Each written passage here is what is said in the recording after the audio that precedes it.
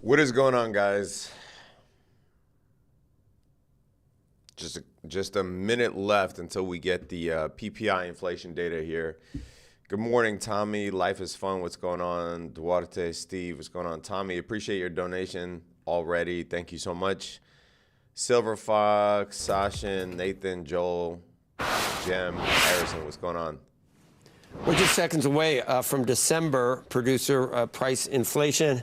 I'm looking for a clock. Okay, we got a little bit of time before we get to Rick Santelli. There are the futures right now. They have moderated a little, and all could change in about 8.5 seconds. Rick is standing by at the CME in Chicago. Rick, the numbers, please.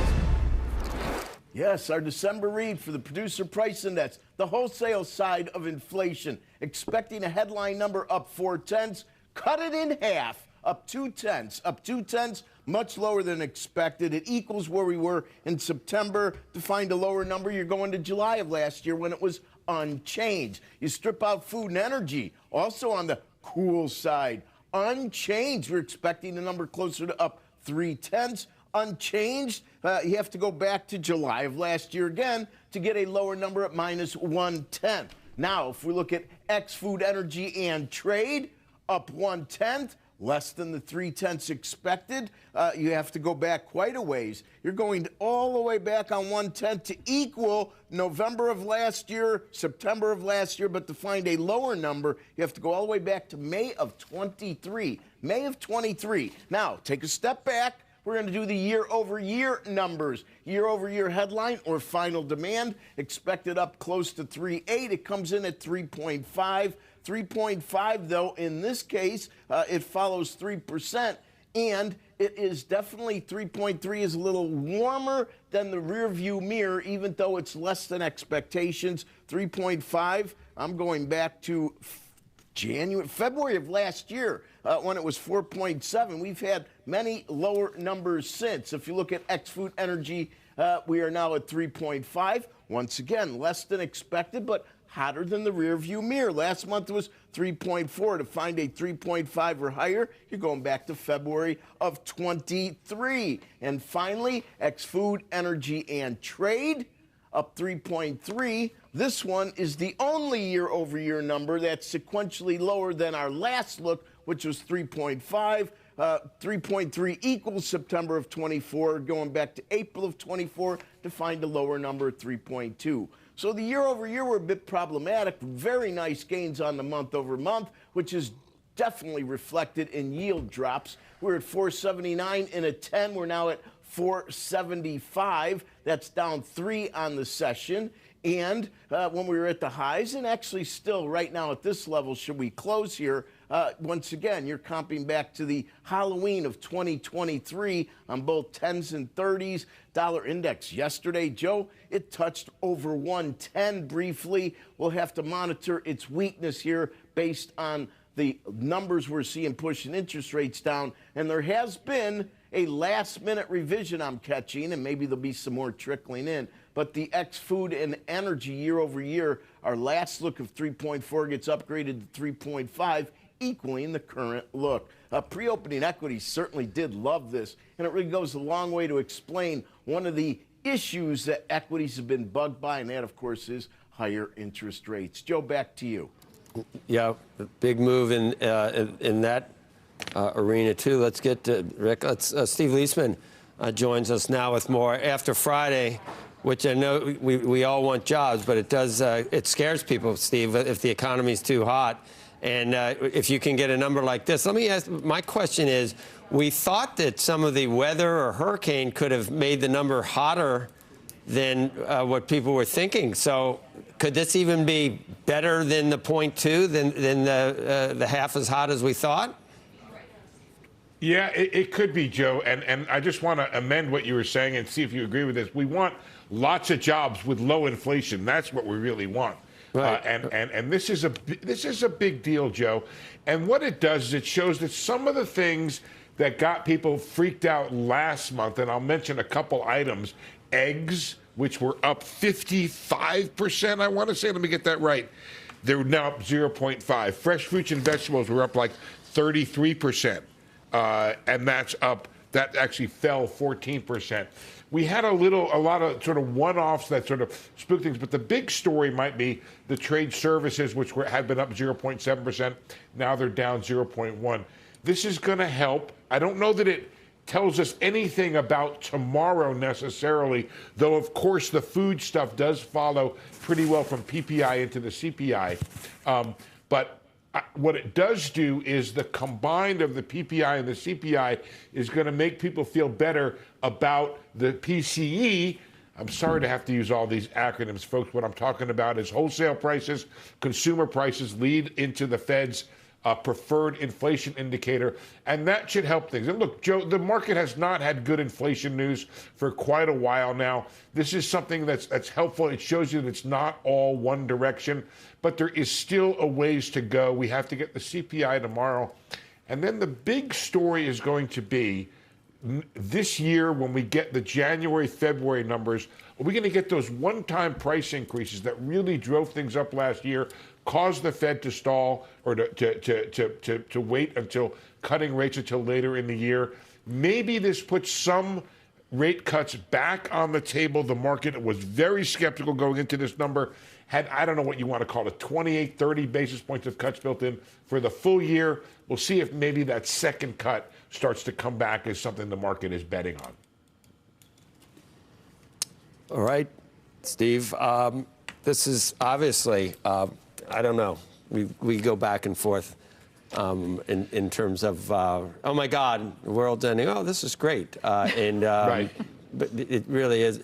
I mean, where's the 10-year? How many basis points on that? Just right off. I mean, the 2-year immediately dropped. The yield. Well, Rick had it down 4 or 5, I think. I'll give you a fresh quote here real quick. 477. I have it at 477. So we went into it. Could we be clutching pearls tomorrow with the CPI or no way? Yeah, could still Joe, happen. Look. I don't know if Rick's still around. I don't know if you have time for a discussion on this, but here's the deal: we have not seen the chips market or the inflation expectations be a big part of this yield of this yield increase. Now, Rick is skeptical of that, and I respect his skepticism because, for example, if we had a big decline in inflation, I would expect bond yields to decline. This is more a growth story, a fiscal deficit story, as in a supply story, in terms of how you disaggregate the number. The chips market, Rick has his skepticism about that. I respect that. But from just a simple mathematical point of view, we can back out inflation expectations, and we don't see that being. We see that only being about about 20% or 30% of the increase in the bond yield. It's not necessarily an inflation story inside these bond yields. All right, guys. So PPI numbers came out much better than expected, much cooler than expected. You already see the market loving this. Now, this is a welcome contrast to the jobs data. So last week, the reason that, we had yield spiking and the market, taking a cooler is because the jobs data came in really hot, meaning better than expected. So when the jobs data is much better than expected, that means the economy is stronger than expected. The dollar goes up, rates go up, which is, you guys are still asking me about TLT. I'm gonna start asking you guys that constantly ask me about TLT. I'm gonna start quizzing you, right? Like what do you think what do you think drives the price of TLT? Let's start there.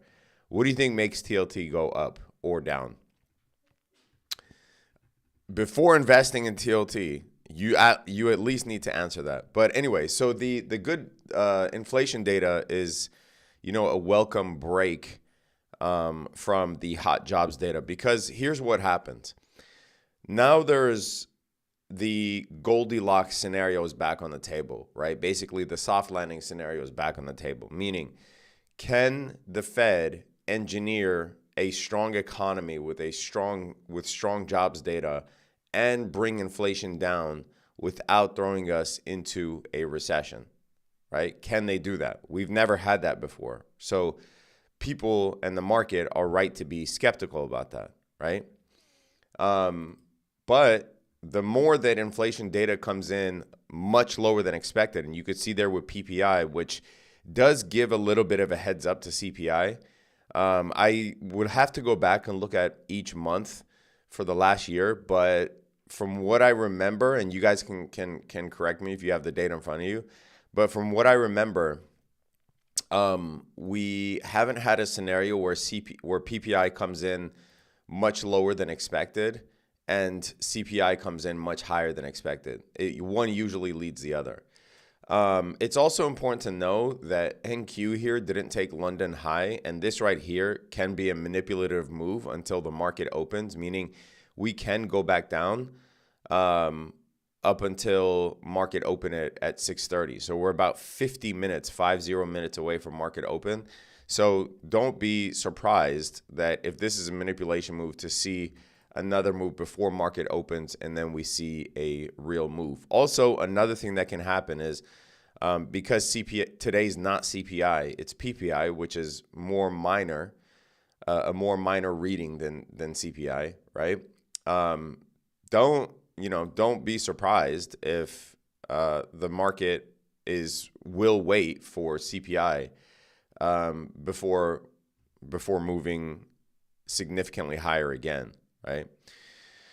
Okay, radical theology says cuts equals long TLT. No, that's not what it means. Because if that was the case, and I'm glad you answered, so thank you for answering and taking a chance to answer. If that was the case, then why the Fed started cutting here? September 18th. September 18th was the top for TLT, right? So if your theory is correct, then why, once the Fed started cutting, and they cut 3 times already, how come that was the top on TLT? So no, cuts does not equal long TLT, or else we would have started going up from here and we only went down. So try again. Why do you want to invest in TLT, and what makes TLT go up? By the way, really happy with this move on the Russell 2000. So yesterday I ended up buying calls on IWM, which is the ETF that tracks the Russell 2000. And the reason I did that, by the way, hit that thumbs up. There's 1,000 of you here, and there's like 80 likes. Let people find this, guys. If you look at RTY, if you look at the Russell 2000, we came into this daily fair value gap here, right? Consolidation. We manipulated down into it, and we completed a market maker sell model. So based on that, I bought calls on IWM. I was not, trading the PPI data or CPI data. It was merely a technical play. So I didn't even buy short dated calls. I bought the calls that, let me share my play with you. Shout out to Public, by the way. If you guys don't have a Public account, make sure you sign up for one. Not only are options trades free, but you also get rebates on your options trades. So you get a cut of the order flow rebates. A few pennies each trade, but it adds up. So make sure you sign up for that. Plus, you can invest directly in bond accounts really easily. You could buy treasuries really easily without having to go to Treasury Direct. Right now, their bond account is paying 7%. So if you want, click the link in the description, sign up for a Public account. They're a US-based broker. They're based in New York. But I bought these 220 calls that expire February 21st. So I gave myself a lot of time on this, over a month. I wasn't betting on CPI or PPI. It wasn't a short dated play, or else I would have, bought a much shorter expiration. So hopefully these, if price stays, these will open up really big. But I'm planning on, seeing, as I said on my X account, as well as on my last YouTube update, and then obviously for sure in the Discord. What I was saying was, between now and the inauguration, I'm hoping to see, or I'm anticipating a small rally between now and the inauguration, right? It is usually the greenest one of the greenest time windows that we have in the markets, and it's very accurate. Now, the only times that we've seen in the last 13 elections, there's only twice that we were red. In the 2009 inauguration, right after the 2008 financial crisis, and in the 2001 inauguration after the dot-com bust. But both of those times we were already in recessions. So right now we're not yet in a recession. We do have a lot of recessionary markers, but we are not yet in a recession, right? So other than that, right, in the past 13 years, only twice were we red from election to inauguration. Every other time we were green. So the fact that, and you guys are familiar with my analysis, if you're familiar with this channel, I was waiting to see if this election gap was taken, right? Because this right here was the election. All this exuberance was just after the election. We gave back all the gains, and now I'm expecting a rally to the inauguration, which in the U.S. is on January 20th, right? Do we get to all-time highs between now and the inauguration? It's certainly possible. You could see how fast we got to those highs after the election. I'm not necessarily hanging my hat on all-time highs between now and the inauguration, but I do think we will see a small rally. So we're about 3.8% away on the SPY between where we are now and all-time highs, right? I still think 2025 is going to be a rocky year. If the Fed somehow engineers a soft landing, I'll be the first to congratulate them, but we know that that's something that's never happened, right? TLT follows the long-term yield. The yields have been going up due to Trump tariff worries and monetary situations. Okay, you're a lot closer, Albert, than most people, right? Yes, so TLT tracks the long-term yields. The shorter-term yields more closely track what the Fed does, right? So when the Fed cuts, you tend to see shorter-term yields drop, which is why the yield curve is uninverting, meaning the 3-year is, or the 2-year, oh, sorry, let's see, we have breaking news, 1 second. Daniel Pinto announcing his decision.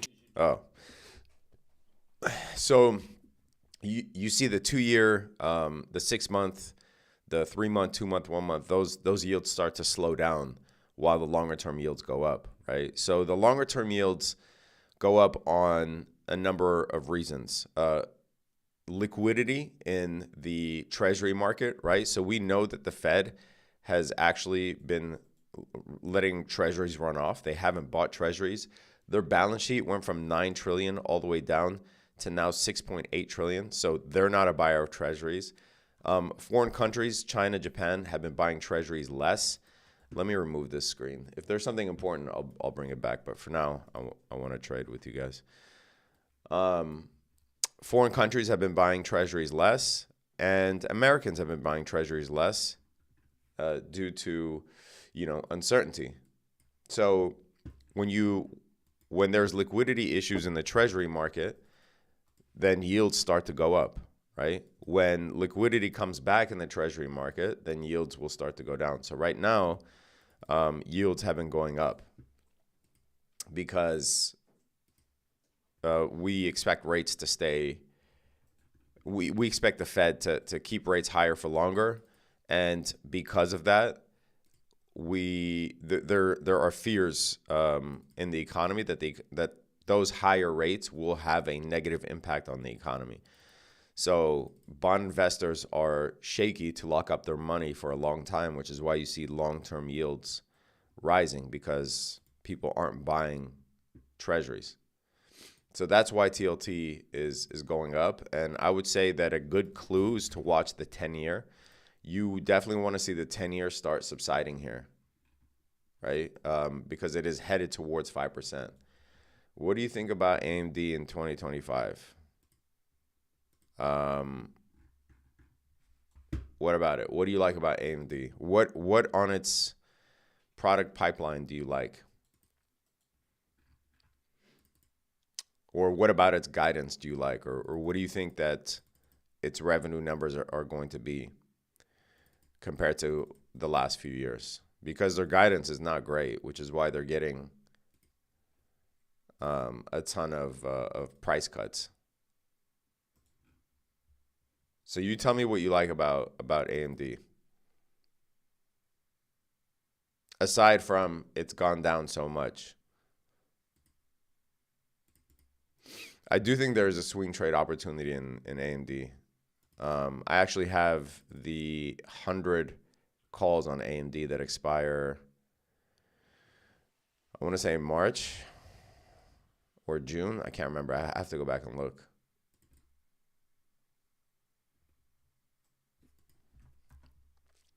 I find it very interesting that NQ still hasn't taken London high, this white line up here.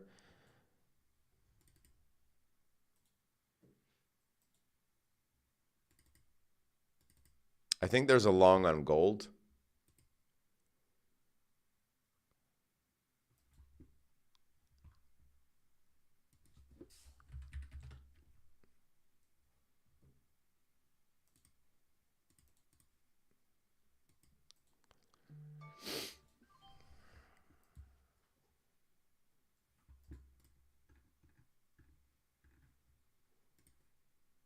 So gold retesting that 830 and that fair value gap.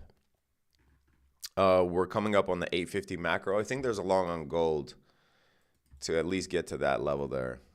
Let's see. We just took out yesterday's PM low, and I think the dollar, we need the dollar to drop here.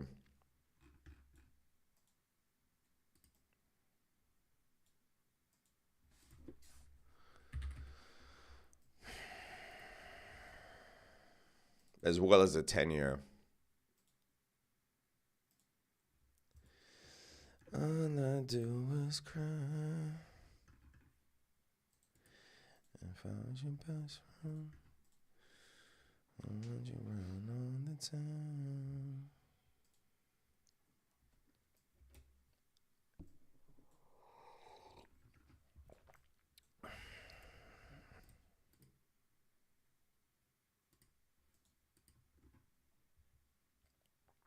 I'm going to take a crack at a long gold if we get down here. Where would I put my stop limit?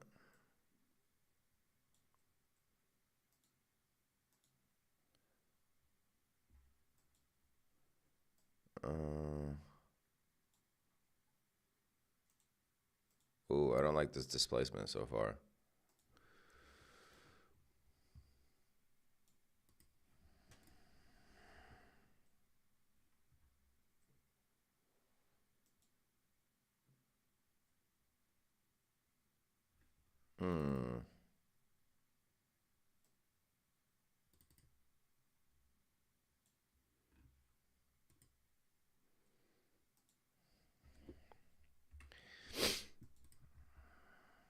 Ooh, too much displacement for me, man.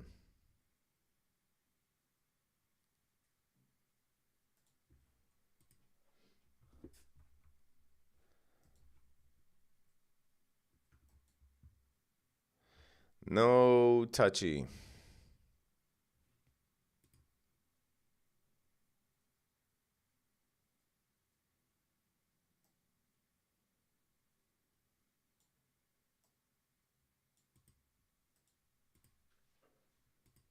Albert, rewind the tape about TLT. I'm not gonna talk about it every 5 minutes. You guys ask me about it like it's Tesla or Nvidia.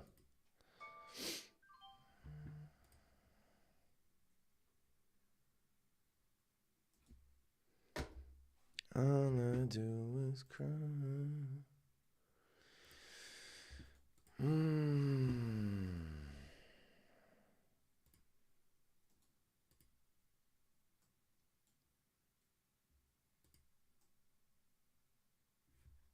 Did you stop out at QBTS? What was my stop on QBTS? Let's see if you're paying attention.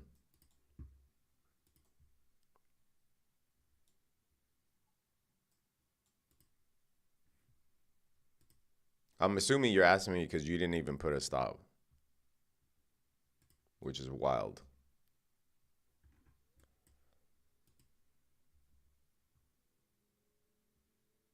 Wow. Yes, someone was paying attention. Matheus, good job. That was exactly my stop, 516. So yes, I stopped out.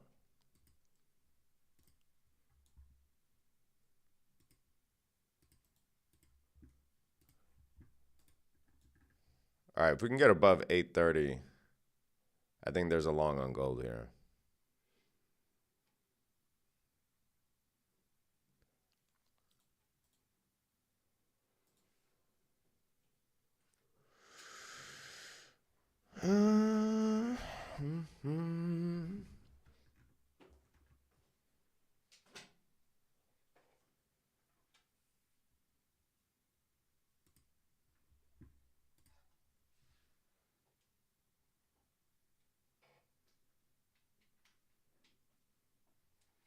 Get above.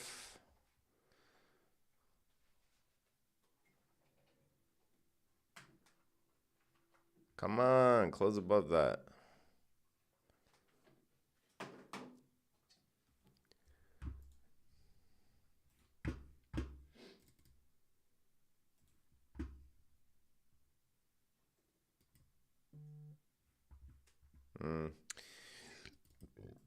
All right, we're going to wait for it to sweep one more time down here.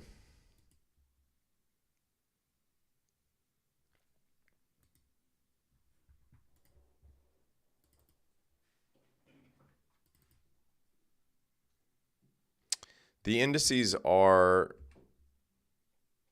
surprisingly just consolidating here. Not surprisingly, they're waiting until market open.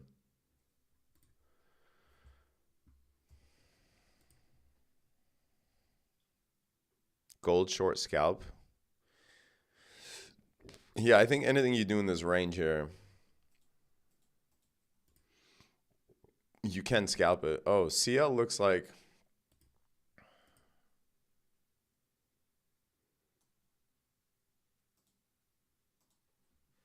the thing I don't like about oil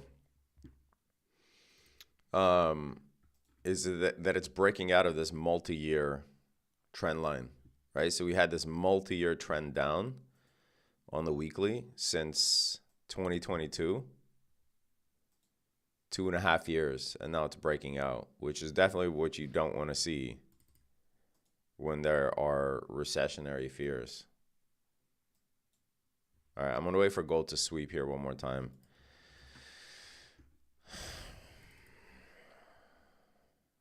The dollar's consolidating here, but if the market reacts favorably to this much lower than expected inflation data,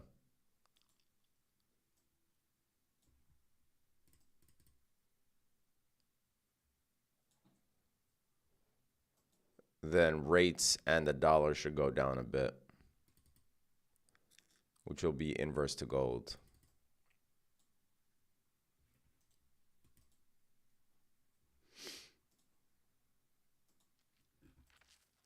NQ still hasn't taken London high. So this manipulative move is being given back here before market open.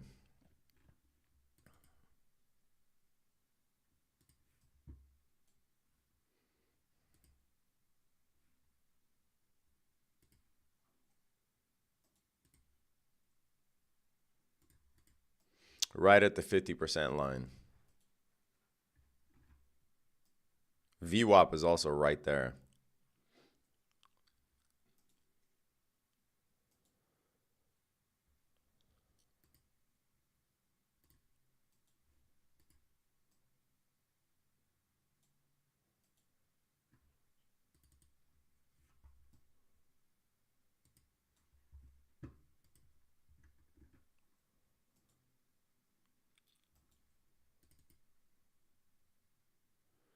Interesting. We also have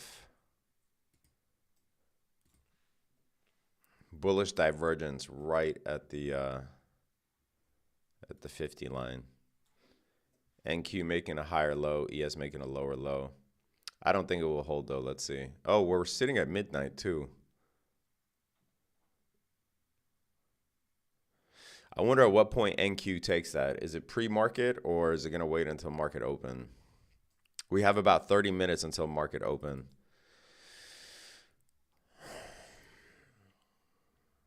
On the daily, if RTY closes above this, then I think we'll get a nice big move towards the inauguration in the Russell 2000. What does IWM's chart look like? So RTY is the futures, IWM are the options.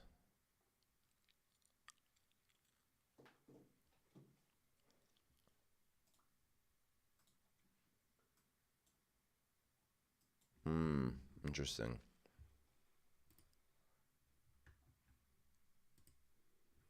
Thoughts on XBT?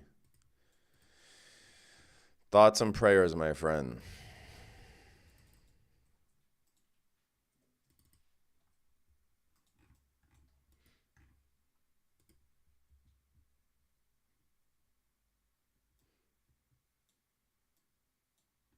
I want to learn about options. Does the course have that? Yeah, I do have. I actually do have an options course.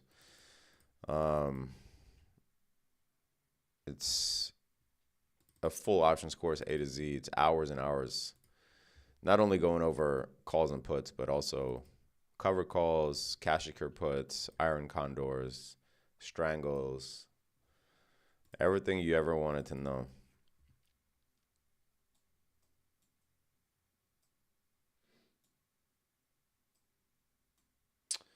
Bullish divergence is when NQ is stronger than ES but different directions? Not necessarily, but close. It's when one makes a higher low and the other one makes a lower low. But in general, you want to see it at major areas of liquidity. All right, so NQ at midnight here. I wouldn't be surprised if we gave back this entire manipulative move before market open and then saw another turnaround.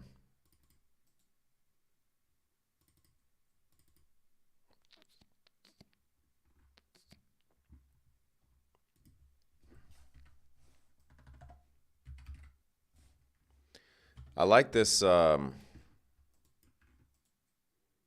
on CL.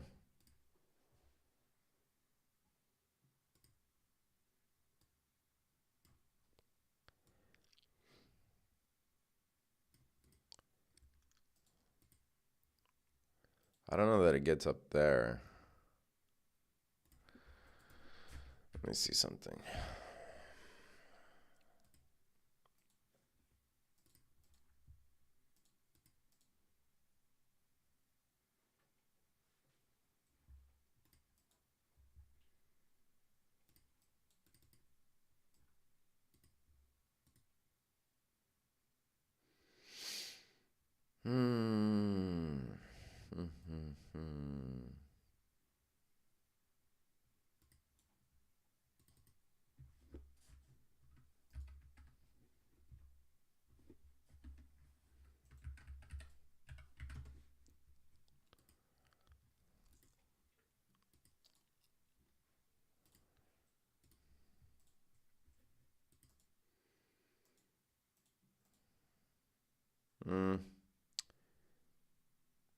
No, 15-minute fair value gap at midnight. Cannot long that.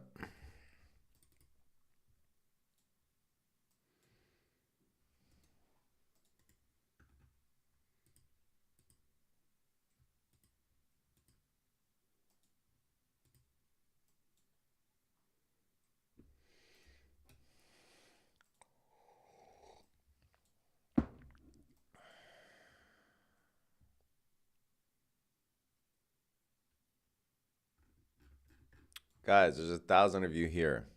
Hit that thumbs up. Let other people find this.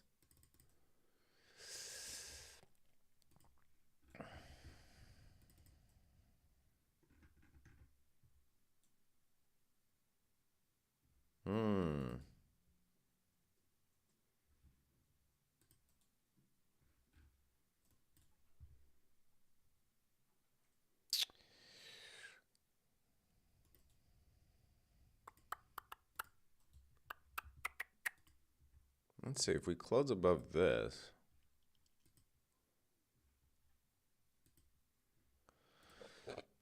I might consider this here.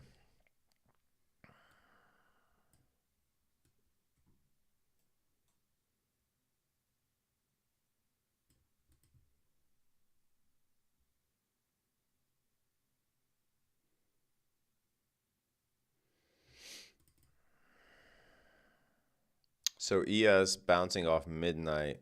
There's a breaker right there.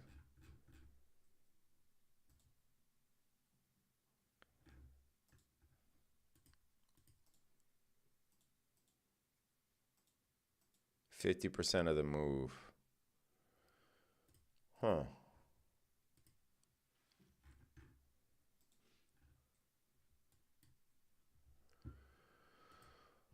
Huh.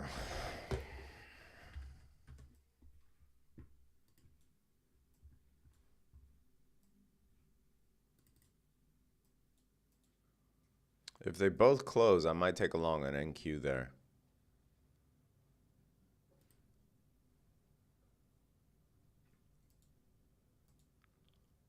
Nope, looks weak.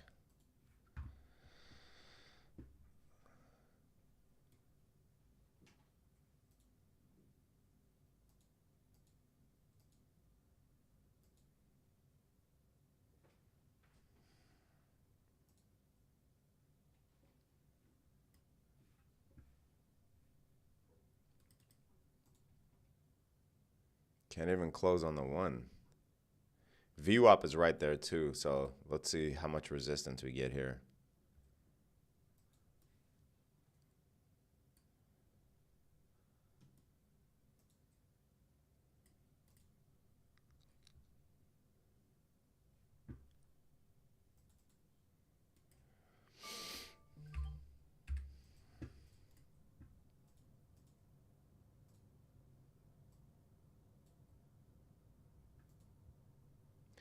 If I was your best friend, I want you well. If we get above this, I'll long it.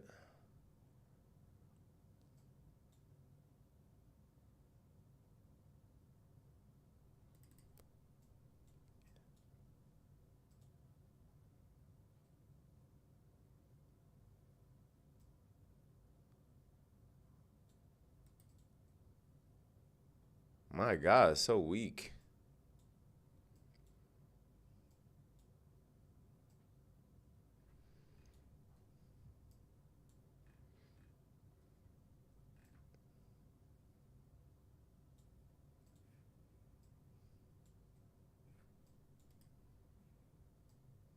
Let's see. Do we get a bounce off midnight?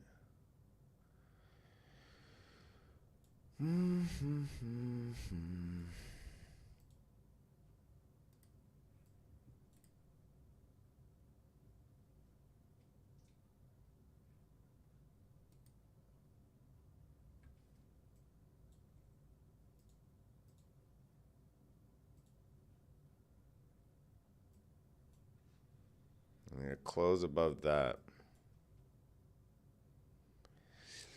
If not, then we wait until market open.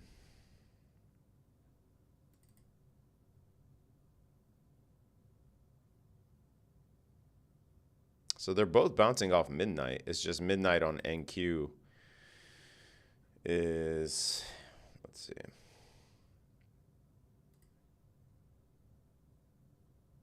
Yeah, so 50% of the move, midnight.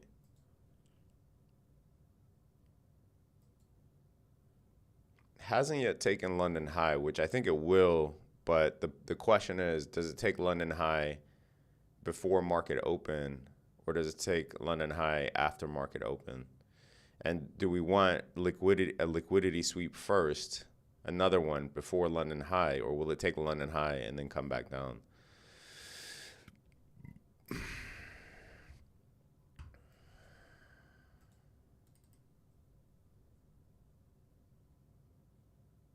They're both hamstrung here at AVWAP.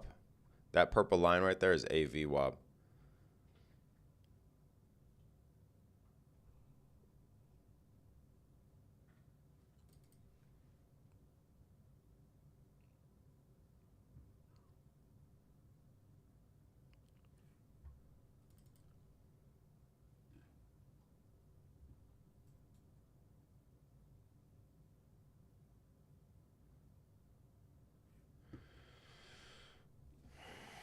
What is London High? It's near O2 Arena.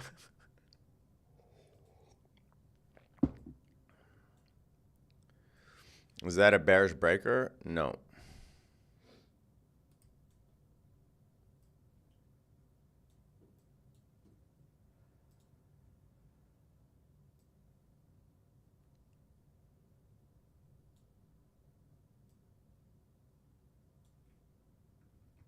On the contrary, it's a bullish breaker.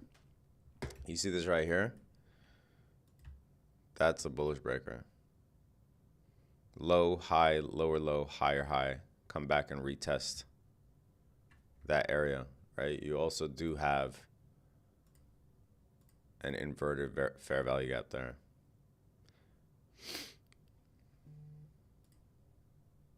But we cannot seem to get above this. So, no long yet.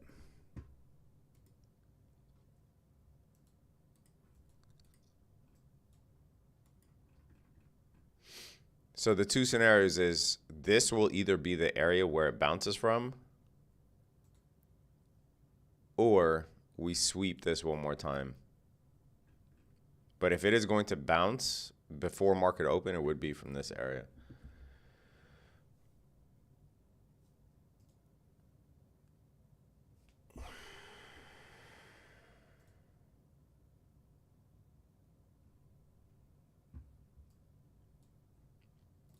All right, we wait on that. What is gold doing right now? Okay, gold's going for one more sweep down there.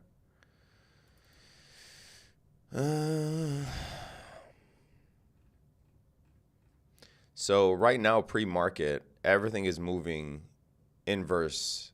Like the news was the manipulation.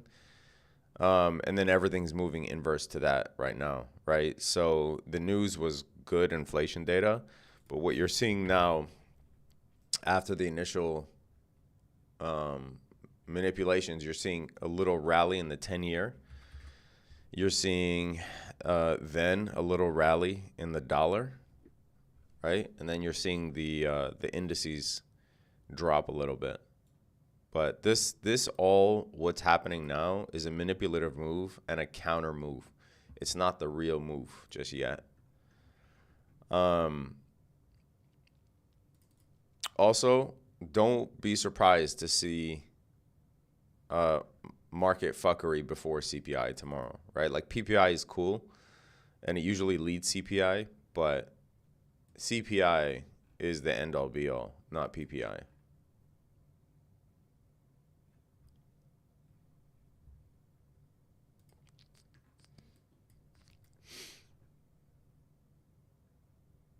But we do have a bullish unicorn here at this level. Like I said, if it bounces, it will bounce from this level.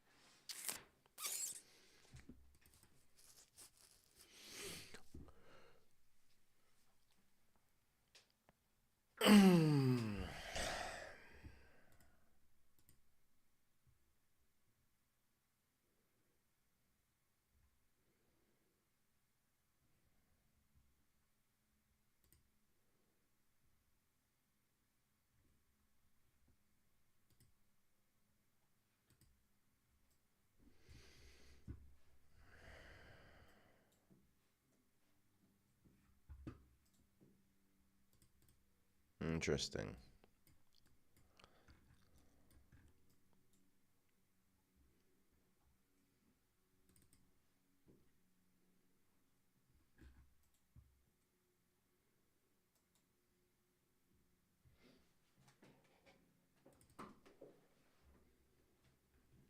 Do I want to long this before market open? Or wait for market open?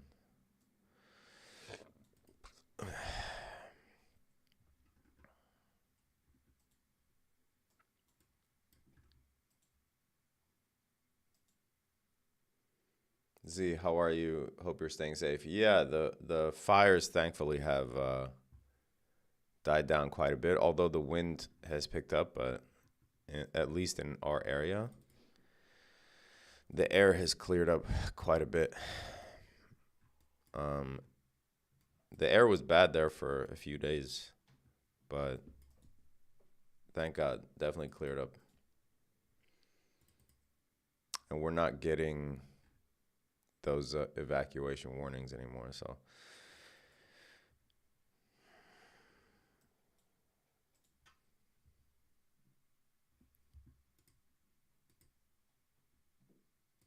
Hey, Cello, why are you being annoying as hell, dude? Stop spamming the chat.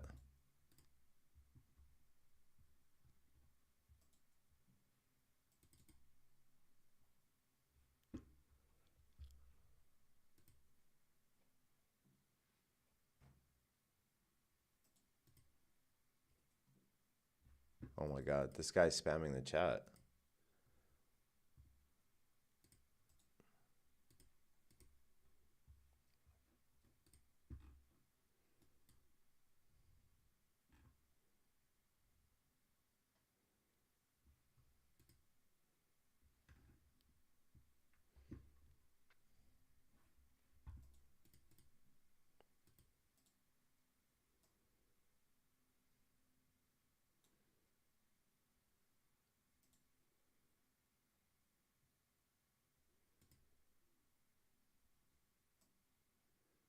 Okay, I think from this point, then NQ can get to London High. Let's see.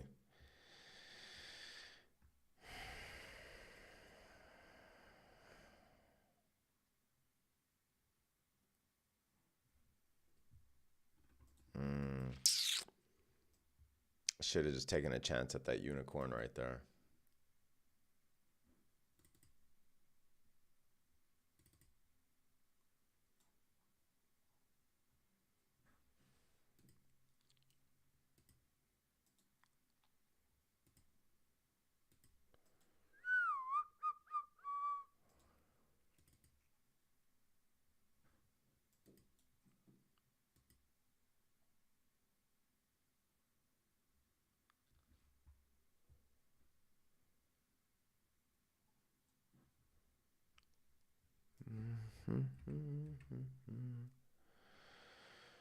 All right, coming back to retest that.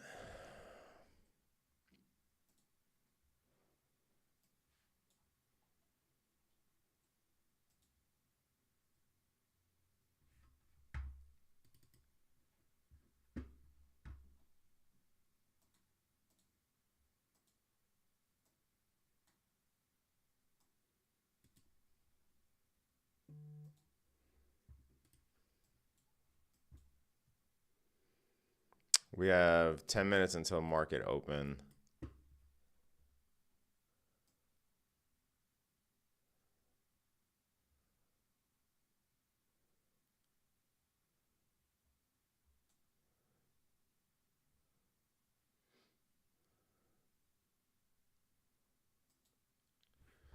I'll tell you why I thought we would bounce from here in a second.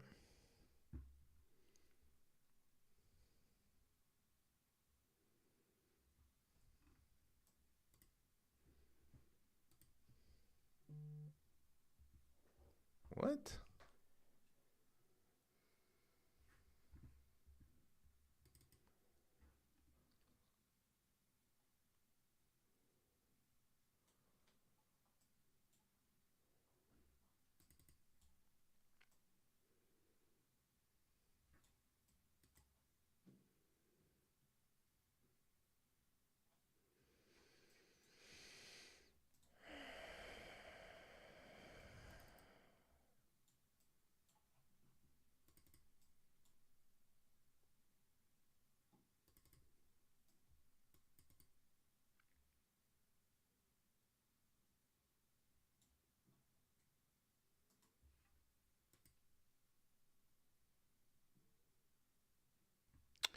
The reason I thought we bounced from there is for a few reasons. So if you look here, you can see it best on the 15-minute, but we took Asia low. And this right here is a breaker, right? That's where it broke structure. So you have a low, high, lower low, higher high. And we retested that breaker at midnight and VWAP in this fair value gap. Also, this was 50% of this move. So we moved up and then retraced to 50% of the move, and you can see it bouncing from there. So a lot of confluence at that level. The question is, does NQ make it up to London high, or do we drop at market open, sweep one more time, and then go for London high? That, unfortunately, is not something that you can really predict, because those liquidity levels will get taken. It's just which one gets taken first, right? Do we have enough liquidity to come back up and take out London high, or will there be an engineered move back down to grab more of this liquidity here before going north?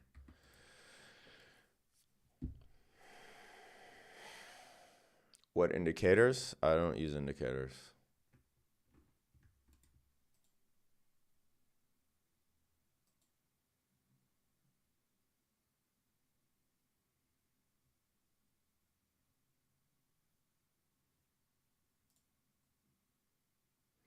This is going to be a tough nut to break here.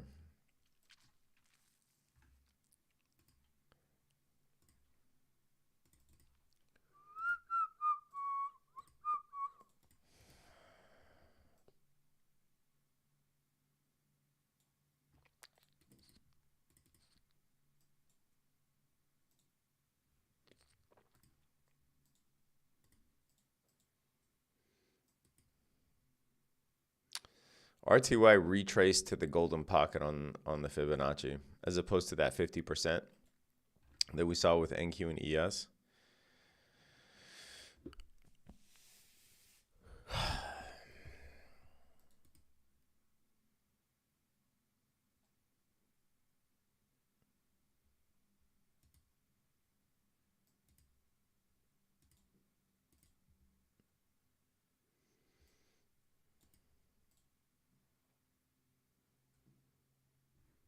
Is Uber up pre-market?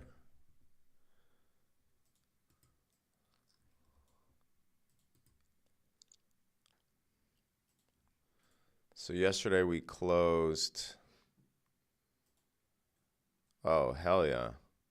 These Uber calls should open up big time. Uber looked really good yesterday. It was holding, as the market was tanking, Uber was holding this level really well.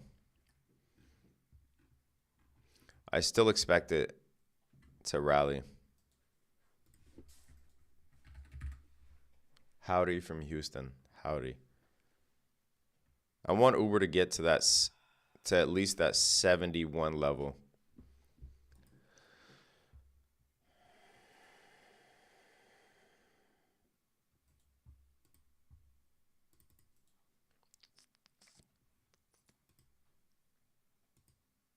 No, I'm not in this long yet.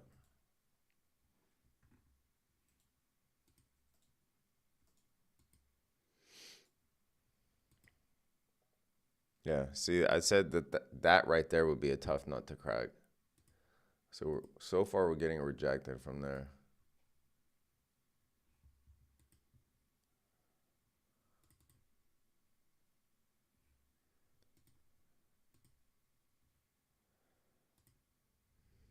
Market opened in 6 minutes. Let's see how volatile of an open it will be. That right there's the data high.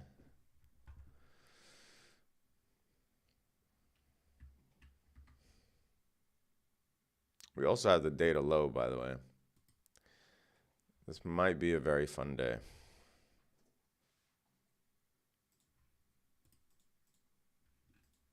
Do you have a forecast for the S&P today? What do you mean? like an actual exact number.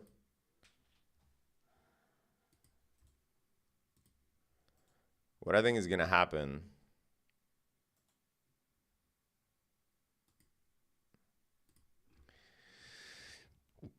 I don't know why it kicked me out of that prop account. What I think is going to happen is this. I think we took a lot of liquidity down here, but I don't think I don't think that the market makes a ultra significant move before CPI tomorrow. So this right here, if we close above this on the daily, then I think we keep going up. If we close above this box here. So my goal for today would be to at least fill this box. What bothers me about the S&P is that we have these equal lows here. This right here is the election gap. I'm right now looking at the futures chart. So what bothers me is this, right? So would I be surprised if we get a complete rejection here into these lows and fake people out before CPI then takes us higher? I wouldn't be surprised. I think you have to be prepared for all possibilities. But right now, I'm banking on NQ taking out this high. So one step at a time.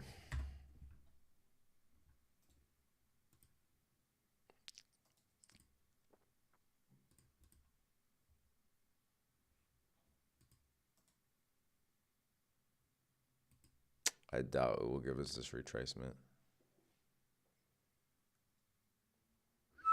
Market opens in 3 minutes.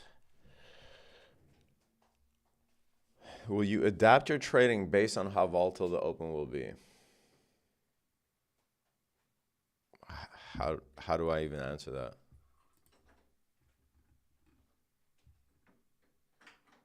that? Yes. How do I answer that?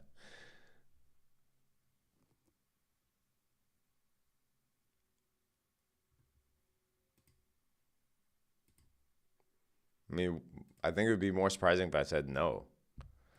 No, I will not adapt my trading.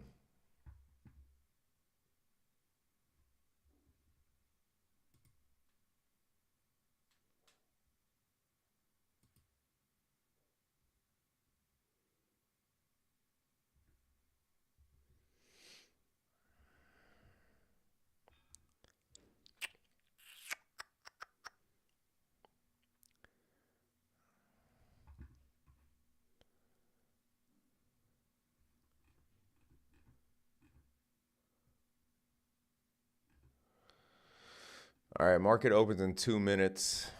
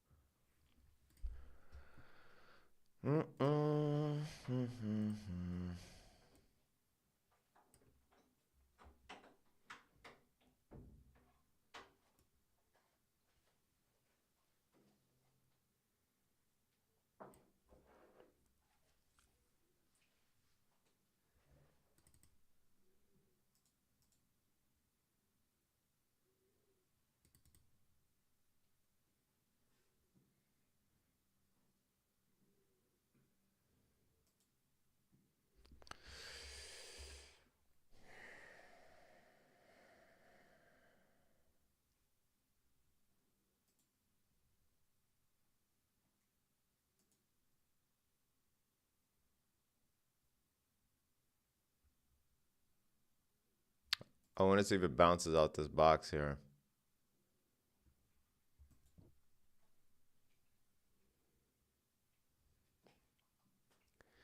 All right, market just opened.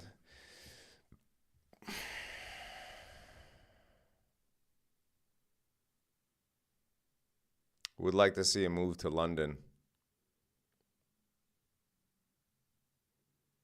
and take out that data high right there.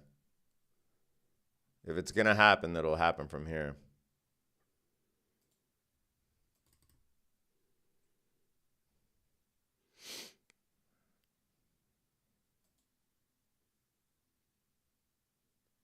Otherwise, I think we go back down to engineer more liquidity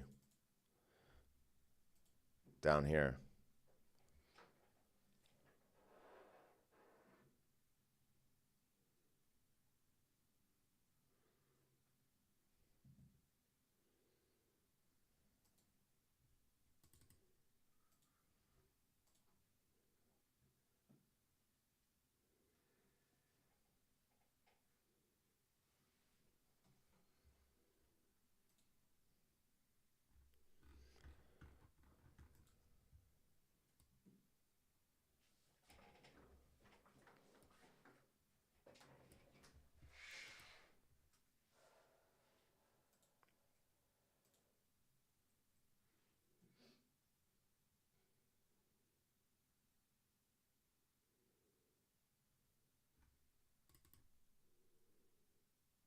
Okay, so we have bullish divergence here now.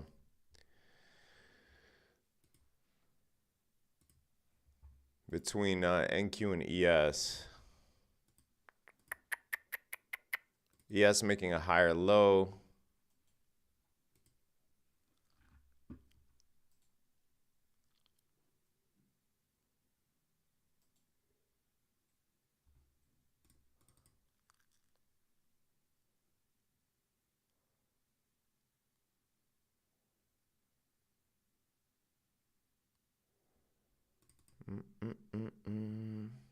Oh, I want to see these IWM calls. It should go lower. Not necessarily, bro.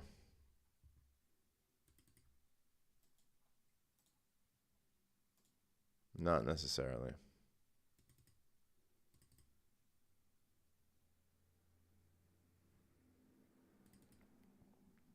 Let's see if this bullish divergence holds here.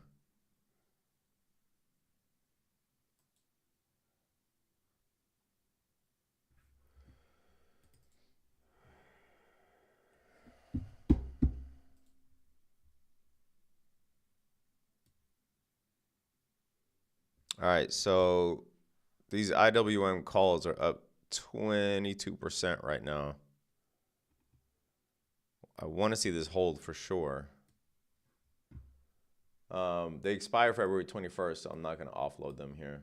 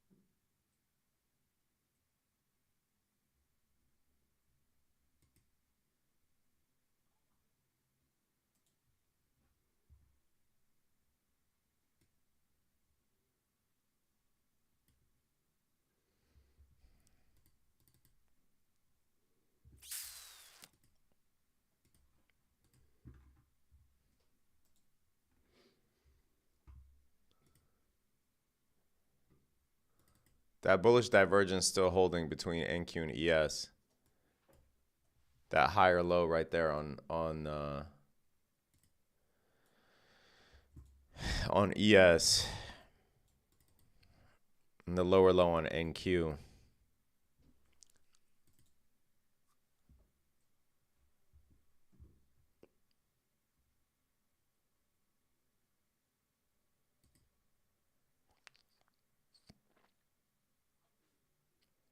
I want to take this up to to London high.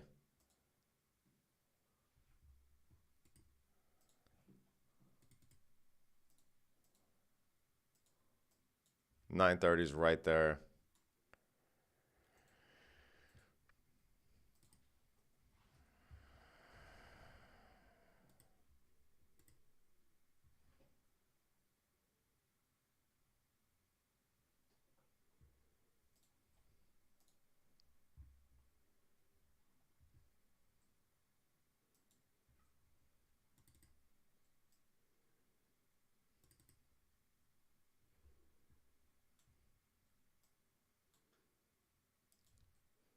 I'm going to take this long in MNQ.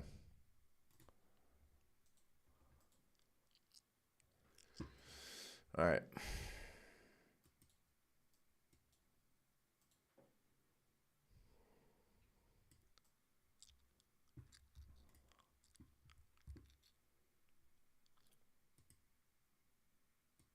We in.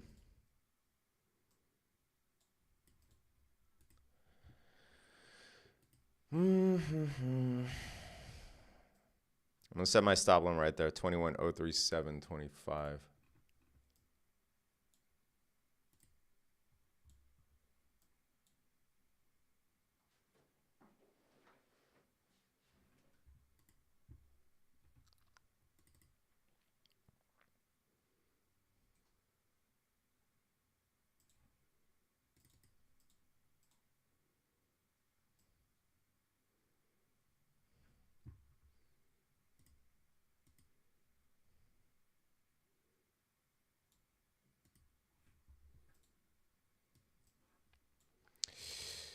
All right, it's currently up. I took it in 5 MNQs. It's currently up. I'm going to ride it to London high. Should I set it to break even here?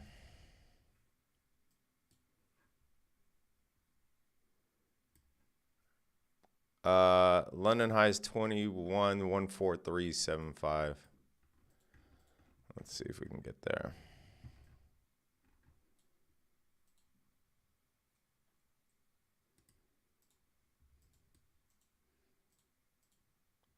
I might as well set it to break even here since we're well past 1 for 1. And I'll take out this stop here. So let's see if it gets to London high or breaks me even here.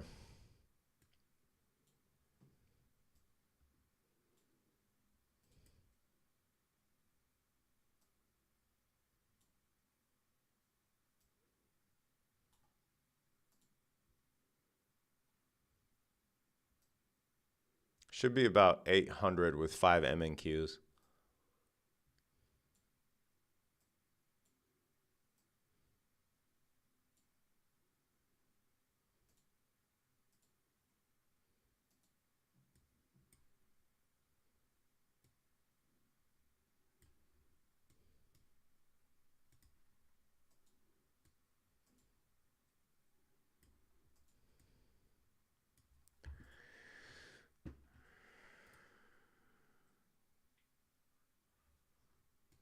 Let's see. I think if we put the nut there, it'll get there. Up 500 on this, guys.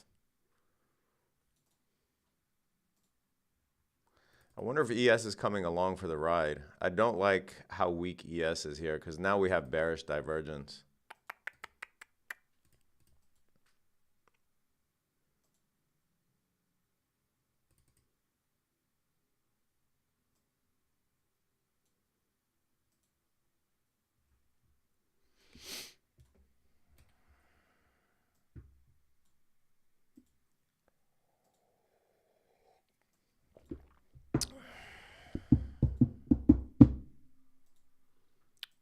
Dun dun dun dun dun dun.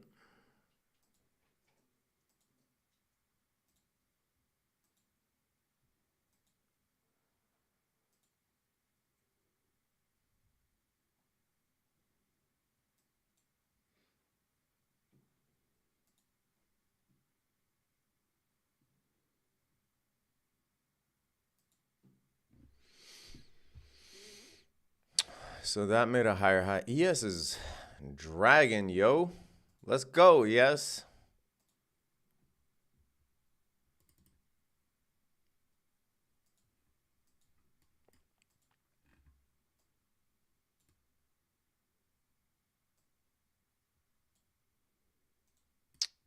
$21,138.75. The responsible thing to do would be to book a couple here.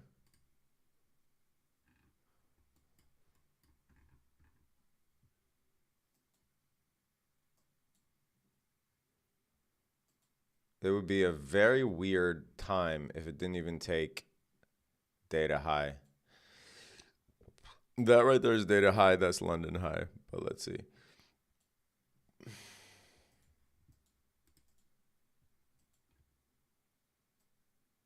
He said put that on ES too.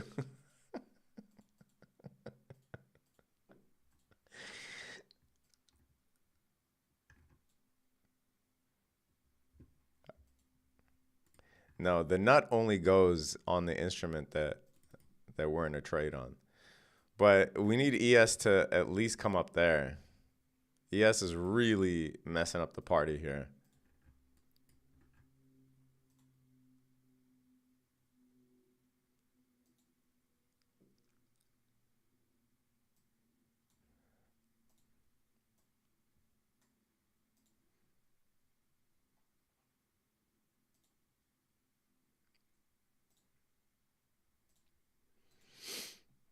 Okay, it looks like ES is climbing a bit. I'm just looking at the percentage there. Should we move it to data high? Let's see. Okay, back to 500. Don't round trip me. Get there. Can we get the nut?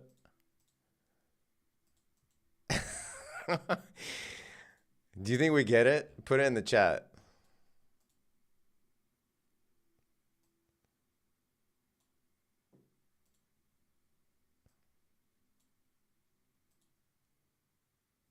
Equities look strong. Let's see. Yeah, Tesla up 4%. Nvidia up 2%.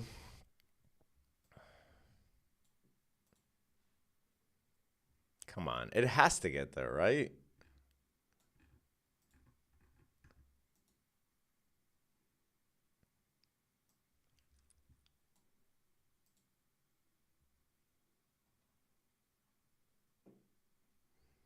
By the way, guys, don't follow me. Like, book it if it's good for you. Don't just be a stubborn degenerate. If it's good for you, book it.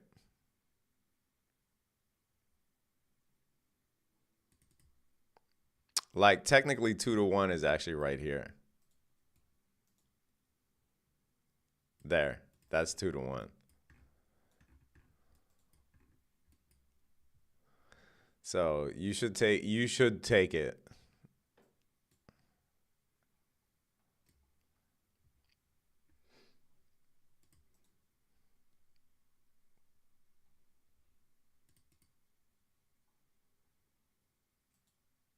No.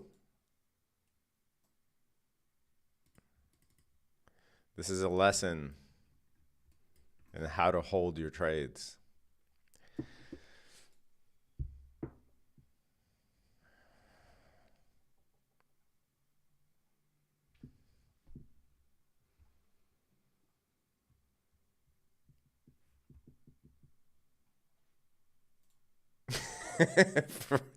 Fernando.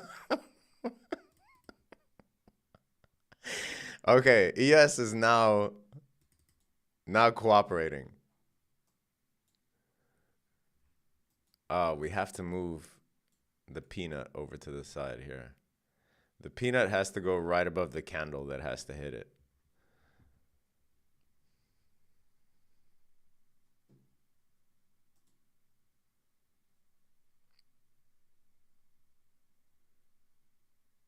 Macro? Yeah, we got like 5 minutes.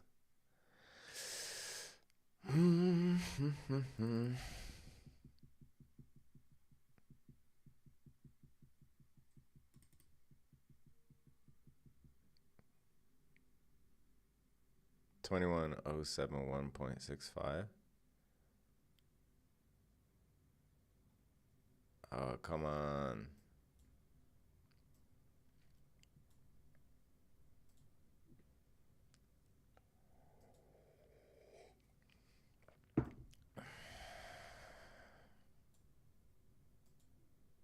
What I don't want it to do is come down to this fair value gap and then bounce back up. We want to see an impulsive move like that.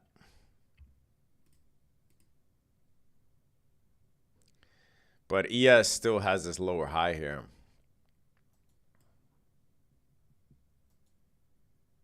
Has to get above this.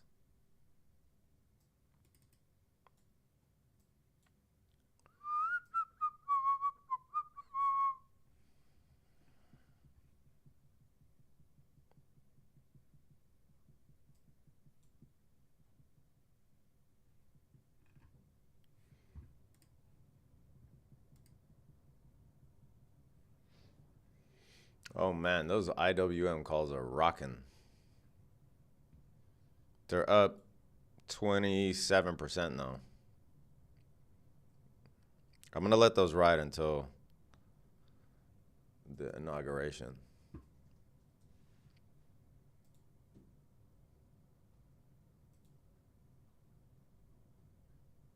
No. Boom, break even. Damn it. Watch it go up from here. Something in me really wants to re-enter this trade, but gotta be disciplined, guys. Gotta be disciplined. With that SMT right there, I can't re-enter this trade. By the way,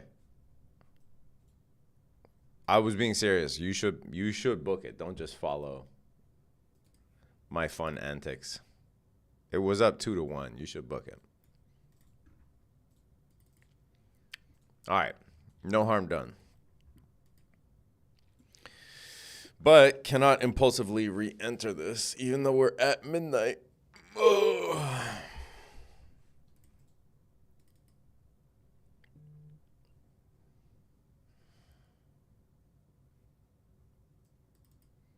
And the macro is coming up.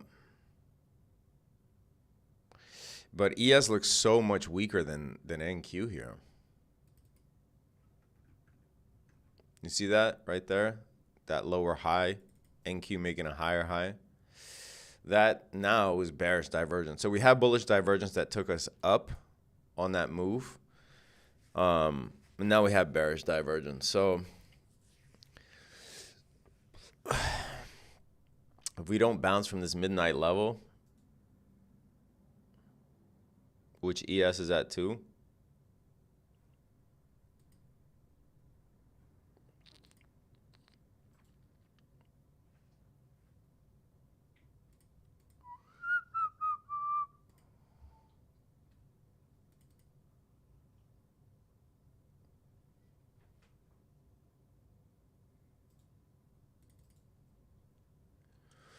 do I re-enter this?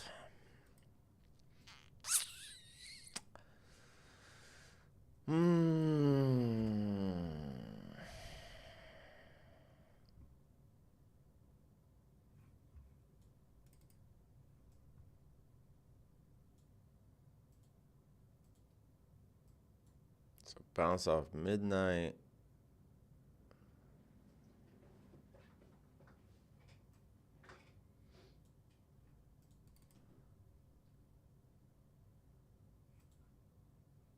ES is such a piece of shit.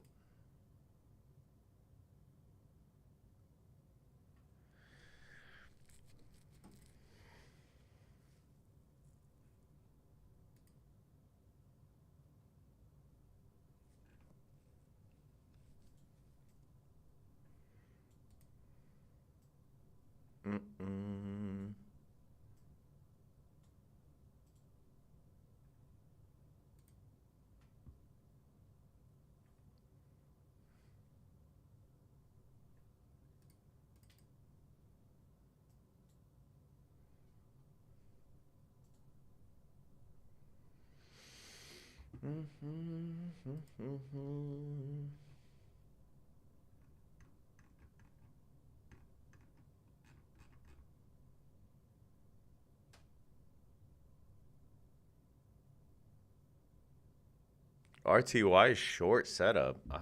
I don't know, bro. RTY is up almost 1%. Michael Jones, I booked it. Thanks. Are you still raising money for firefighters? Yes. There should be a big honking button right there.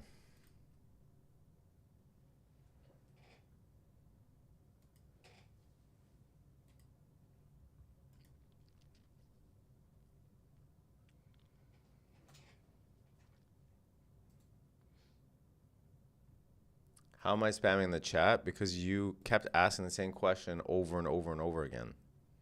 What do you think that is? Besides being extremely annoying. You asked the same question 5 times in a row.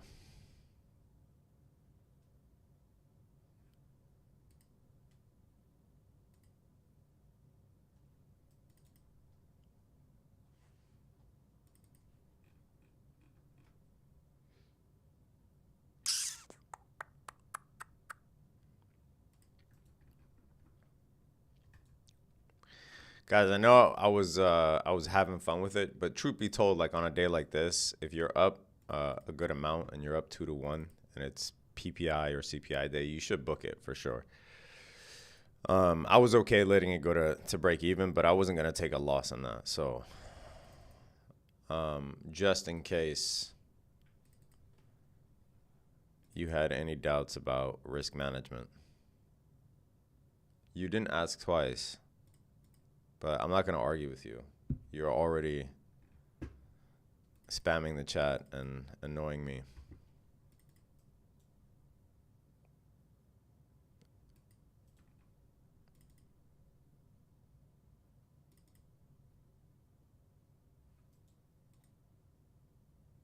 That's why I repeated my message. Yeah, that's not annoying at all, bro.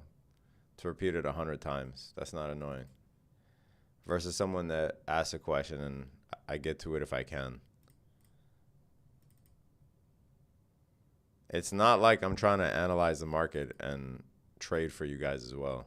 I have to answer. Oh wow, he's even more annoying though. This guy's getting booted. Peace.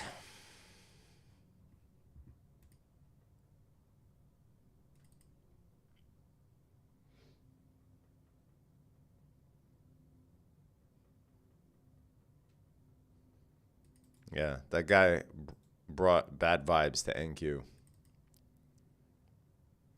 The more he spammed the chat, the more NQ dropped.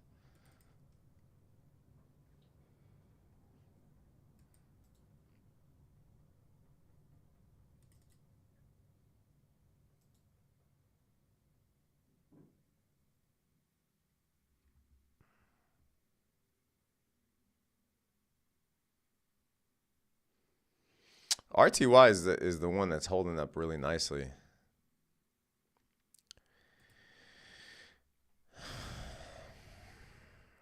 Like I said, if we close above this, I think RTY shoots up towards the inauguration.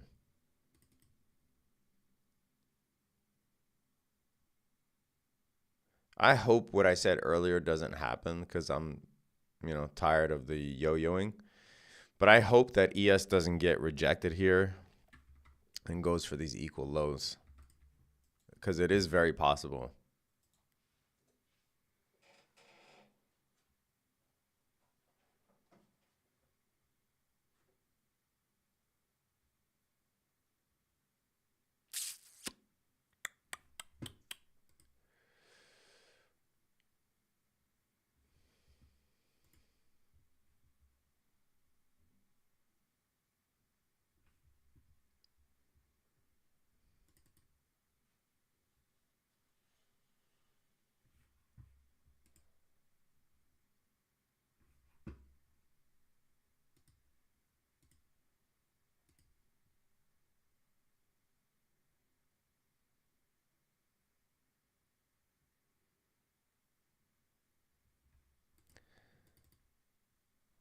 All right, let's see what happens in this macro.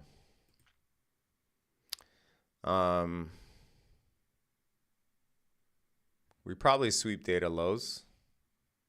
That right there. You remember our data was at what time? 8:30, right? That's the 8:30 candle. this tall green one. So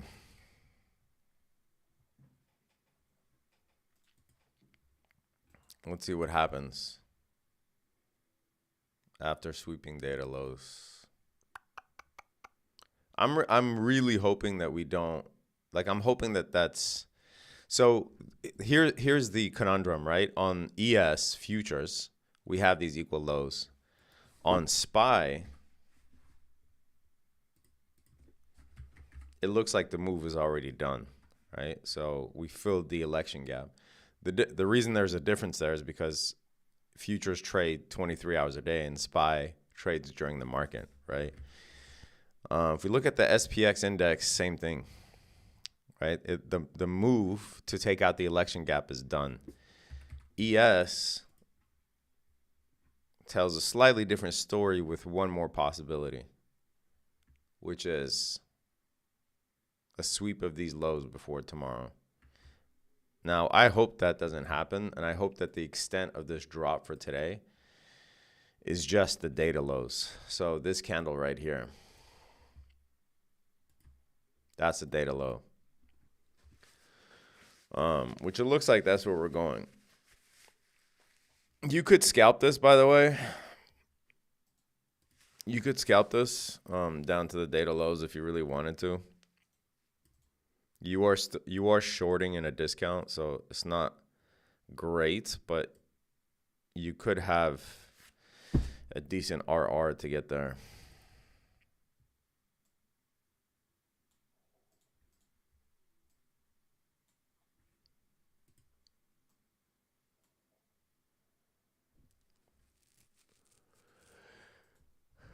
Let me see something.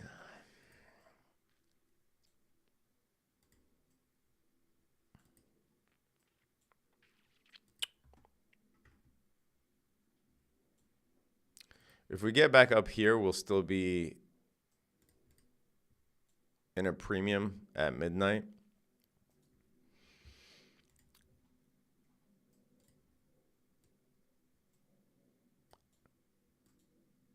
And I might consider that down to data lows, but it looks like it's going to go to data lows before coming back up. But that low right there will likely get taken out.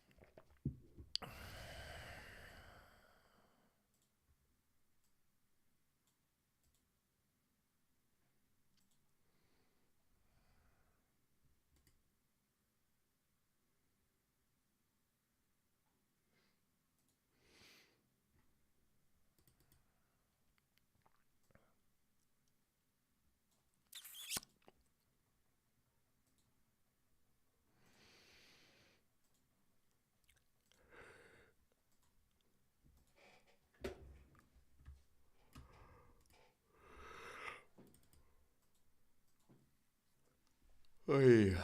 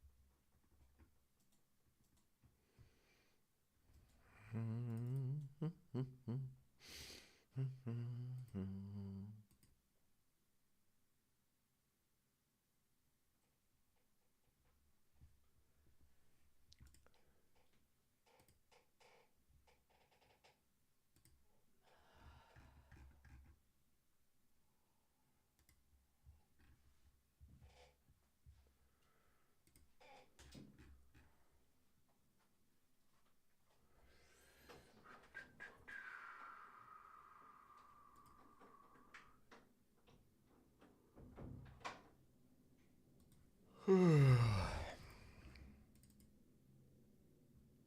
still haven't taken out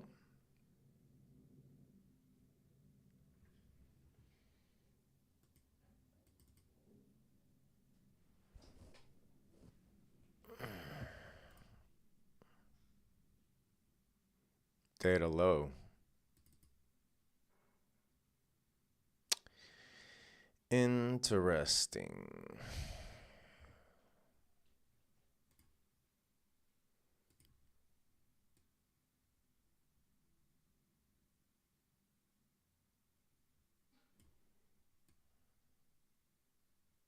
Oh man, that is such an ass. Risk to reward.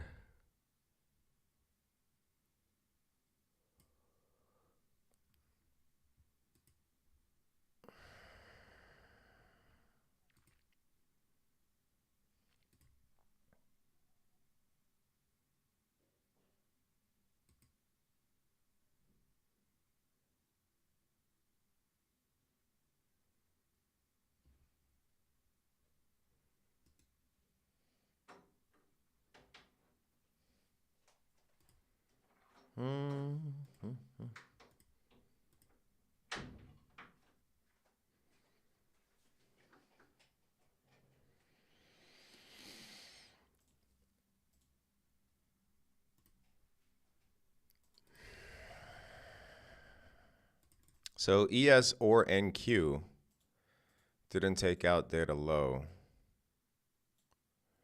This is risky, but I'm going to go for this short to data low here.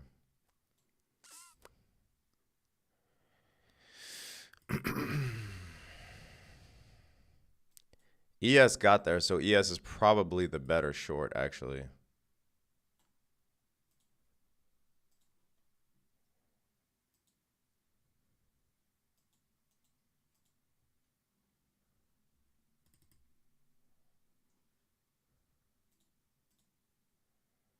What would suck ass is if it came up, if it wanted OTE from here, but I don't think so.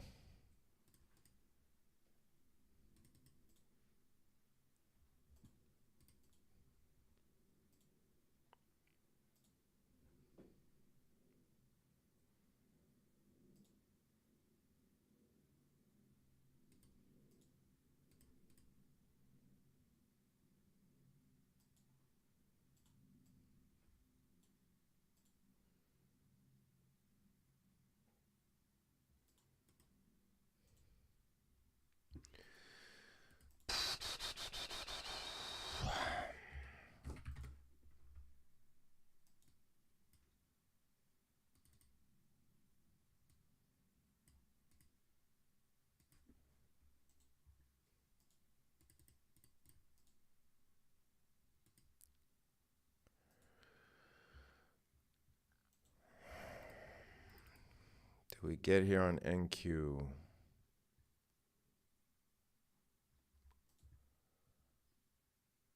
I'm going to take it in ES in real money, and I'm going to wait for that NQ one there. But neither has taken out data low, which is very interesting. 5877.75.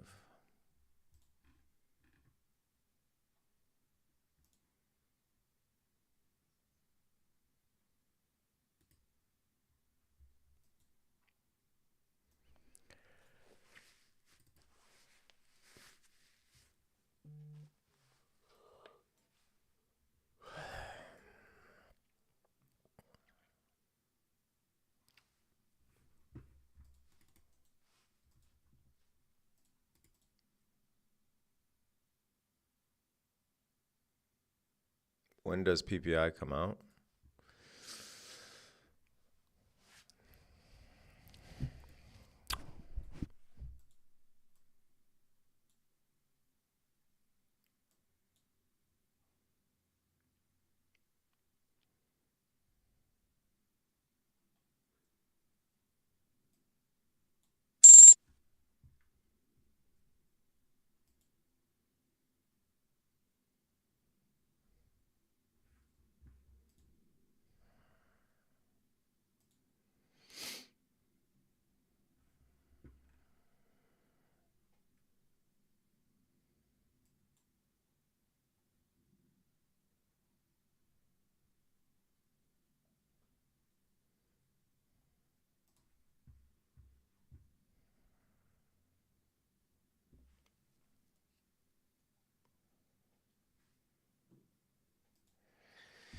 How's everything in your area? Is your area safe? Yes. Thank you. All right, I'm going to try the short here, data lows. See if we can get there during this macro.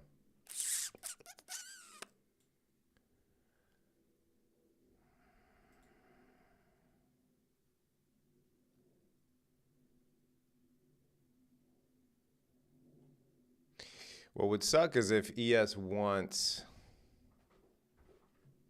OTE. Well, let's see.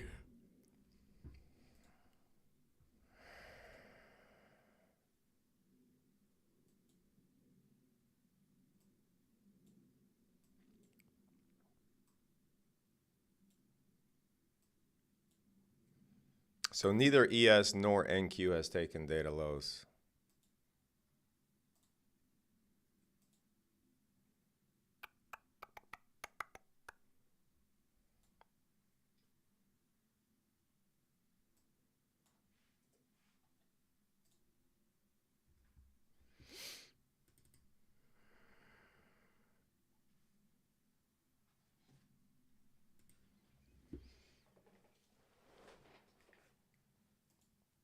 Imagine he's trading. Meanwhile, there's a huge fire in the backyard.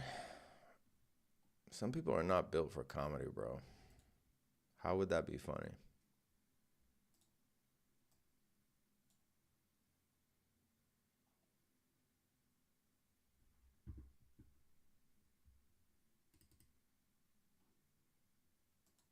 Okay, so ES did go for OTE here.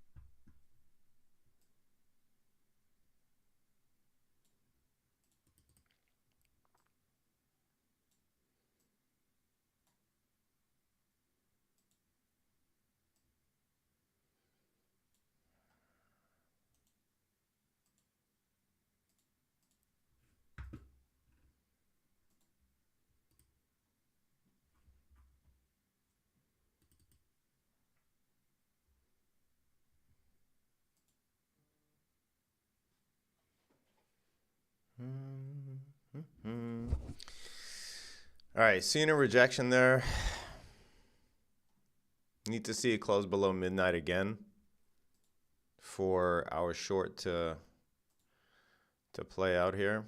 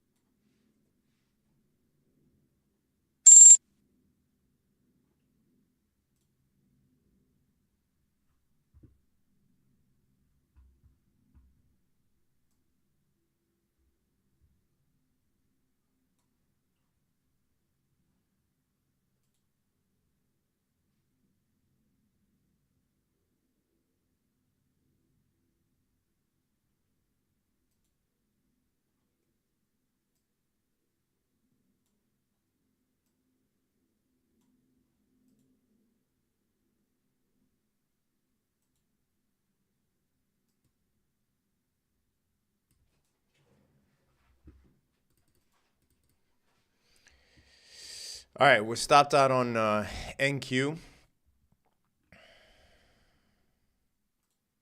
Watch it tank now.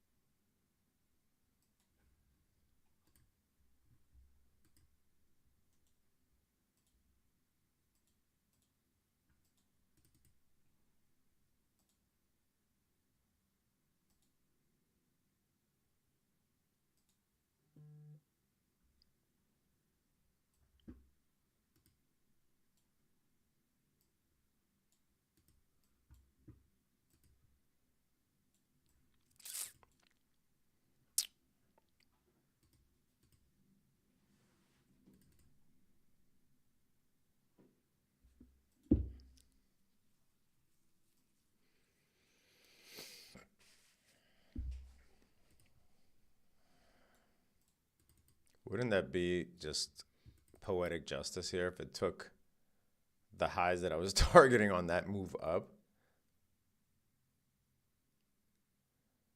before then coming back down? Oh, you son of a bitch.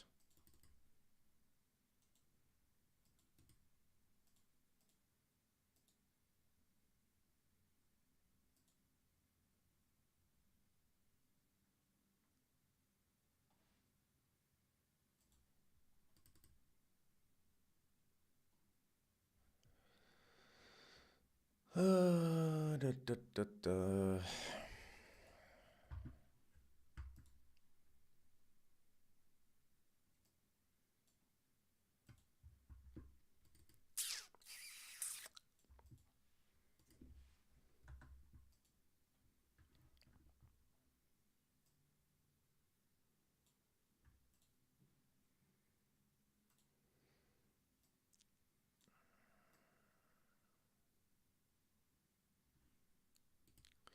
Really want to try another short here.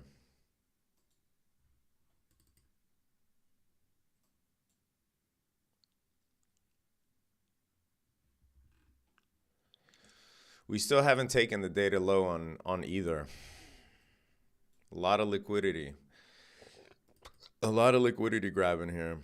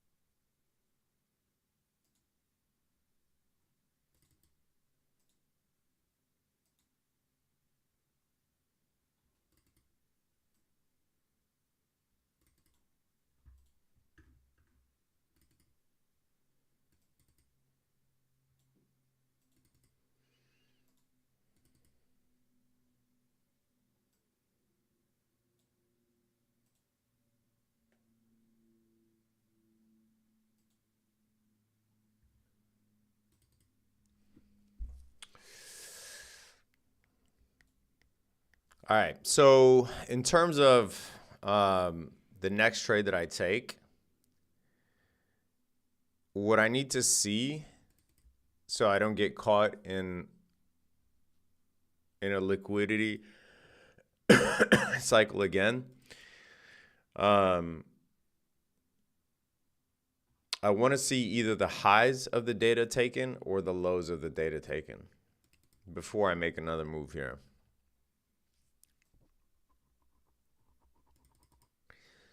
So 1L, 1W on the day. Well, actually, the W I broke even on, but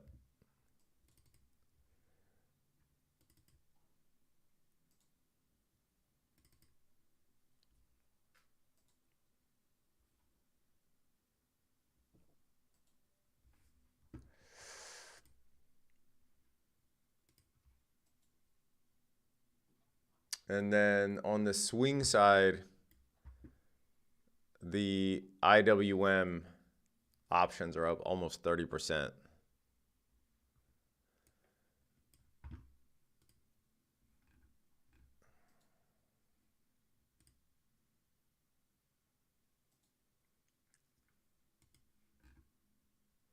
So, okay, not the prettiest day.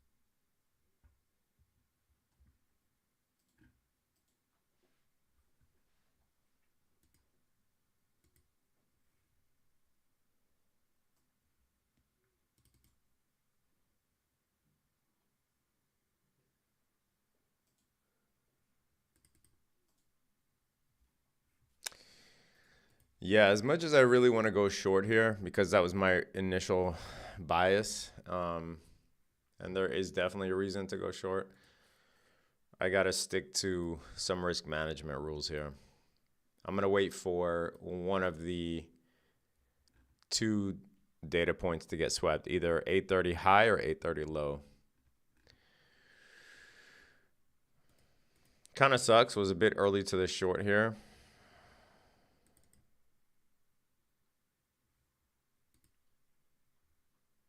But such is the case with inflation data.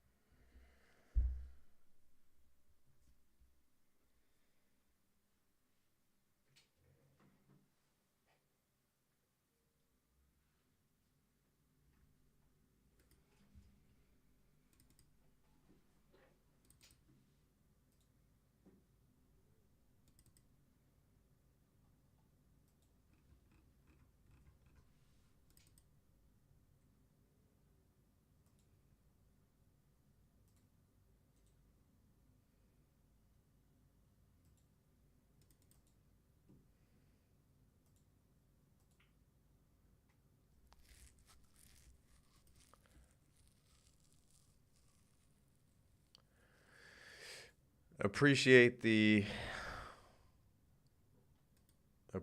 comment. Till death live.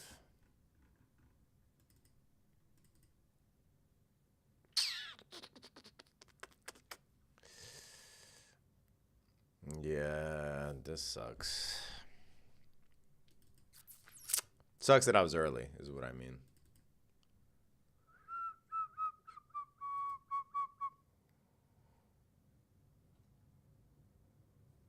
Because I think this is going to play out. Boom, boom.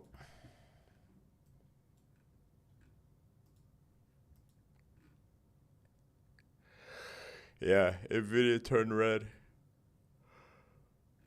It looks like it's going down for more, which I think will drag the market down to those data lows.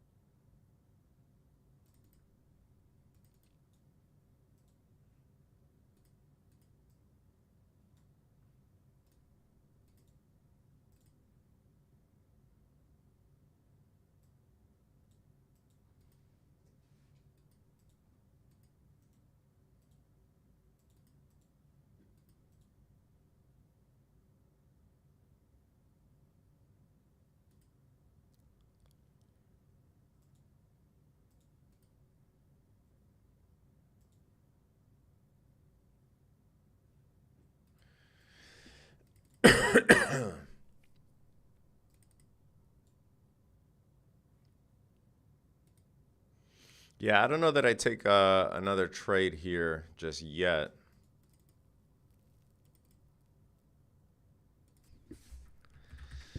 I do want to take a look at some stocks real quick.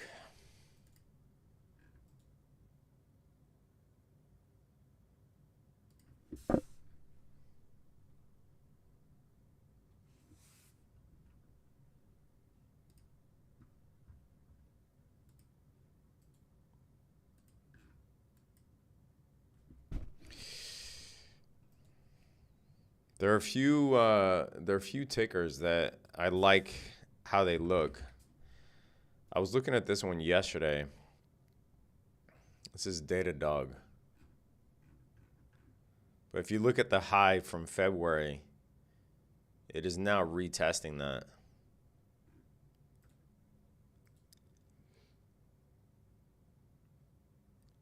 This is the trend line on the weekly.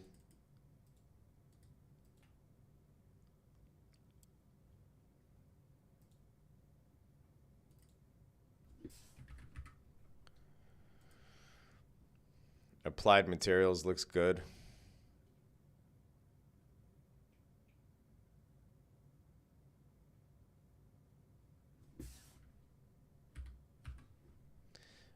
Interested in the way that Home Depot looks here. There is bullish divergence between the RSI and the price.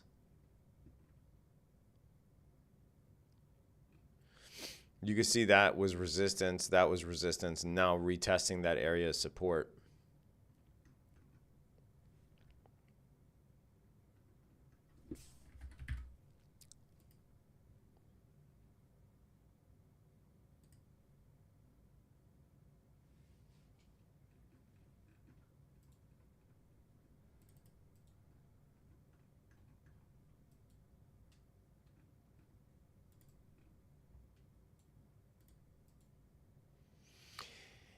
AMD, man, advanced money destroyer.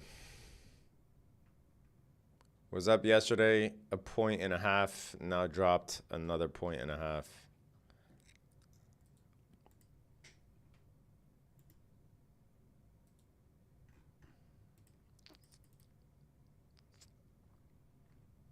Yeah, I don't think we're out of the woods yet here on the market. I think the market is clearly going to wait for CPI before making a significant up move, if there is an up move, which I think between now and the inauguration there will be. But in my view, not out of the woods yet. I am going to go live again tomorrow. So check back and we will trade again. For those of you in the Discord, I'll see you in the Discord. If you are looking for a platform with not only free options trades, but they pay you a rebate, make sure you sign up for a public account using the link below. It is the best platform that I've seen so far, especially out of the free ones like the Robinhoods or the Weebles. It doesn't even come close. So make sure you get yourself an account, sign up below. For those of you in the Discord, I'll see you in a few minutes. Not done trading for the day, but I'm going to be very selective here, waiting for a major sweep before taking another trade. But appreciate you guys. The rest of you, I'll see you in a bit. Peace.